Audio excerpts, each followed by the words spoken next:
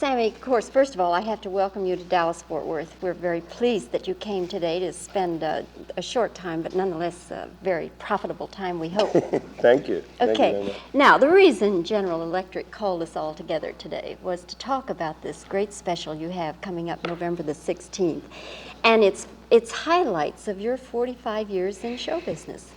And my wife is beginning to look at me and saying, "You're really that old?" No, it's. I think probably the reason why the General Electric is pleased about it is based upon the fact that I came up with a concept. The guys at General Electric bought it, and with the help of Dwight Hemian and Gary Smith and a whole bunch of super talented people, it came off. And you know, and not to be rude, but I am damn proud of it. I think it's the best thing I've ever done in my life. But Sammy, I'm thinking now, I've been doing this show for 13 years, and if somebody said you have 1 hour to do the highlights of 13 years, Gloria, I wouldn't know where to begin. How did you approach it, looking back on 45 years? Well, let me tell you the real reason, how you approach it. You do it so that you hope next year they do part 2.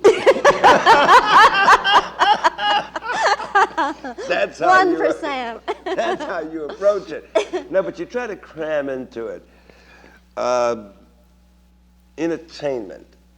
First of all, what is the modus operandi? You know, what's the MO behind, supposedly in quotes, the theatrical Sammy Davis Jr.? It's called to entertain. Then entertain the people. So what I think we do on the special is they get a chance, and I talk about Frank and Nat and King Cole, and you hit everything, but you don't really lay on any subject matter, but the only thing you do is try to entertain. And there are 2 or 3 hunks that I think are dynamite, and I really mean dynamite, because I work that hard at it. And it is a one-man show, as I understand it. My guest is my father. Good. And I also am in the commercials. For guess who? For guess. For guess who. Okay. Sammy, I recently saw you hosting The Tonight Show when Rodney Allen Rippey was on with you. You mean my little brother? Fantastic, most lovable kid. And I wondered, as you had such a great rapport with him, did you see some of yourself in him at that age? Yes, of course. We had no preamble. No, I didn't see him before the show at all. And you never had met him? I had never met him. And one of the reasons why he was on the show is that both my wife and I, lying in bed one night looking at television, we fell in love with this little guy who went, I can't talk. So I said, so I didn't meet his mother, I didn't meet his father, and I didn't meet his agent. And he has all of those 3 things. And our first meeting was on the air. So that what you saw was completely, totally, directly honest.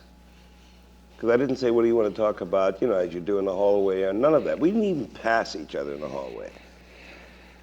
And when he kissed me, I think that, like Danny Kaye has, he has a rapport with children, regardless of race, color, creed, or otherwise. I would like to think that that's one of the things that I would brag about, that I touch little people, you know. And he looked at me, and he started to smile. Because I've said this to my wife. My own kids think that my wife is 13 and that I'm probably 9. You know, so that's where it is. And but they expect honesty. They want honesty. Little people want honesty. They're not kids. They're little people. Well, that was a beautiful show, Sammy, and I'll remember it forever. And Rodney Allen Rippey will be a guest on your Follies show, too, coming up in December. Yes, yeah. So Rodney did our Christmas show. Yeah. He drove us all crazy. We'll look forward to that. But he was marvelous, and I think you'll enjoy it.